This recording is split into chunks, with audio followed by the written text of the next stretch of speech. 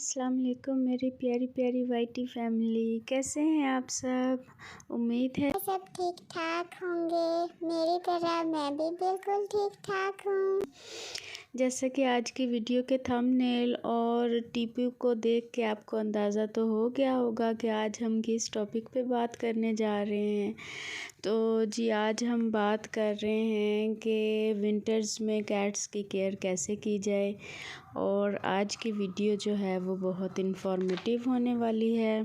So video में आगे बढ़ने से पहले हमेशा की तरह आपसे एक रिक्वेस्ट है कि अगर आपने अभी तक मेरे चैनल को सब्सक्राइब नहीं किया तो चैनल को सब्सक्राइब और वीडियो को लाइक कर दें। जज़ाकल्लाह। अब हम बात करते हैं अपने टॉपिक की। तो विंटर्स में कैट्स की रूटीन का ख़ास ख्याल रखना होता है। कुछ लोगों को पता ही नहीं होता कि विंटर्स में इनकी केयर कैसे करनी चाहिए, इनकी रूटीन क्या रखनी चाहिए। बहुत से लोग पूछते हैं कि विंटर में केयर कैसे करनी है और कैट्स को कितनी बार नहलाना चाहिए सर्दियों में। गर्मियों में तो कोई इशू नहीं होता, जितनी बार भी नहला दें, दिन में 2 बार भी आप नहला सकते हैं। लेकिन सर्दियों में मंथ में 1 या 2 बार नहला देना इनफ होता है। बिकॉज़ पर्शियन कैट्स ख़ुद भी अपने आप को साफ़ करती रहती हैं। ये बहुत सफाई पसंद जानवर है, ख़ुद भी साफ़ रहती हैं और साफ़ ही जगह पे रहना पसंद करती हैं। और आजकल जैसे स्मोक बहुत ज़्यादा है तो कोशिश करें कैट्स को इंडोर ही रखें, ज़्यादा उनको बाहर ना जाने दें। और अगर आउटडोर जाना भी हो तो दोपहर को निकालें ताकि इनको सर्दी और इन्फेक्शन ना हो जाए। और इंडोर इनकी कुछ ऐसी एक्टिविटीज़ रखें, इनके साथ खेलें, इनको टाइम दें ताकि ये बोर ना हो। बिकॉज़ जानवर है और जानवर ऐसे बंद के रहना पसंद नहीं करता। वो कहते हैं हम बाहर खुले माहौल में फिरें, सहन में निकलें या बाहर कहीं भी चले जाएं। तो कोशिश करें कि ज़्यादा से ज़्यादा इनका ख़्याल रखें सर्दियों में। इनको जहाँ इनको फ़र्श पे ना बैठने दें, क्योंकि इनकी आदत होती है कैट्स की, ये फ़र्श पे मट्टी पे बैठ जाती हैं। तो बेड पे जहाँ कहीं भी इनको बिठाएं, अगर नीचे भी बैठ रहे हैं तो वहाँ इनके लिए कपड़ा वगैरह रख दें ताकि इनको सर्दी ना लग जाए। बहुत सेंसिटिव जानवर होता है, इन्फेक्शन बहुत जल्द इसको हो जाता है। अब इनको भी देखें, ये कितने मज़े से लेटे कोई सफाइयाँ कर रहा है। और ये मट्टो जो है ना, ये खेलती है और इसको खेलना किस चीज़ से पसंद है, कागज़ से। कागज़ उठा के आ जाती है और कहती है मेरे साथ खेलो। उसकी गोली सी बना के फेंको, मैं फिर उठा के आऊँगी और मेरे साथ खेलो। तो ऐसे ही घर में इंडोर इनको खेलने के लिए कुछ ना कुछ दे दें, बॉल दे दें, कुछ भी दे दें, ये खेलते रहेंगे। बाहर अगर निकालने की ज़रूरत भी हो तो दोपहर में निकालें जब धूप हो, ताकि इनको सर्दी वगैरह ना लगे। और धूप भी इनके लिए बहुत ज़रूरी है। सेकंड नंबर पे आ जाती है सर्दियों में इनकी डाइट। इस मौसम में इनकी डाइट का भी ख़ास ख्याल रखना चाहिए। सर्दियों में इनको वाटर डेफिशिएंसी भी हो सकती है और डिहाइड्रेशन इनके लिए बिल्कुल भी अच्छी नहीं है। इसलिए सर्दियों में इनको सूप यानी चिकन की यखनी और नीम गर्म दूध जो है वो ज़रूर दिया करें ताकि इनको पानी की कमी ना हो। पानी की कमी से ये बीमार हो सकते हैं। और सर्दियों में इनको भूख भी ज़्यादा लगती है, तो इनकी डाइट का ख़ास ख्याल रखना चाहिए।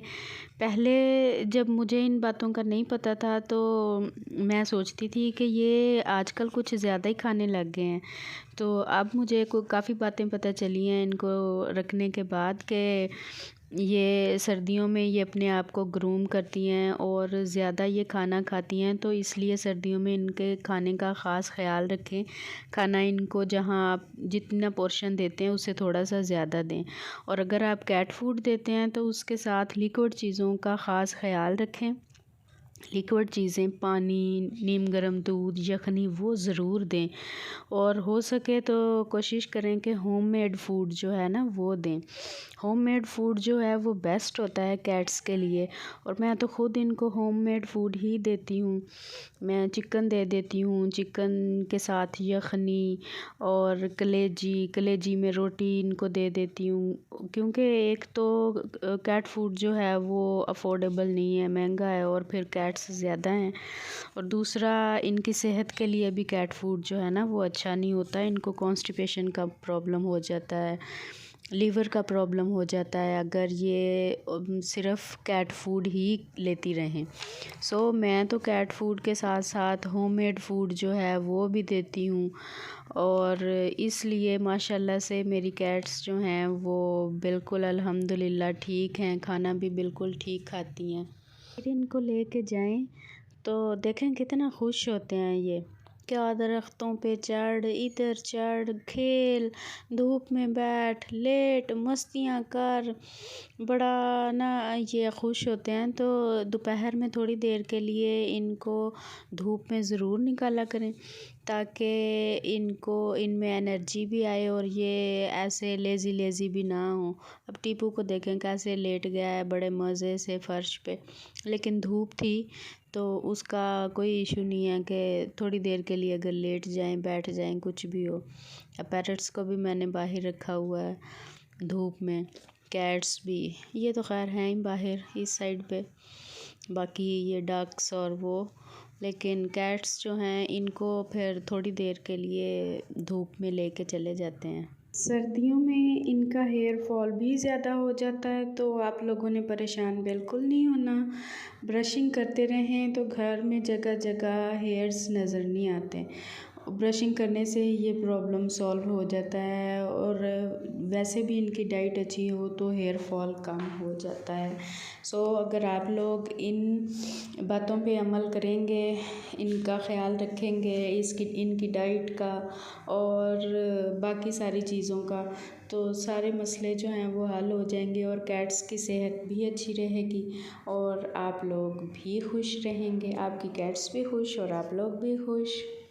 आई होप आपको मेरी वीडियो पसंद आई होगी। अगर आपको मेरी वीडियो पसंद आए तो इसे लाइक, शेयर और कमेंट करें और मेरे चैनल को सब्सक्राइब करें। इस दुआ के साथ आप लोगों से इजाज़त चाहूँगी कि अल्लाह ताला हमेशा आपको हंसता मुस्कुराता और परेशानियों से दूर रखे। और अब हम मिलेंगे इंशाल्लाह किसी नई वीडियो में नई इन्फॉर्मेशन और प्यारी प्यारी कैट्स के साथ। तब तक के लिए मुझे दीजिए इजाज़त। अल्लाह हाफ़िज़ और अपना बहुत सारा ख्याल रखिएगा।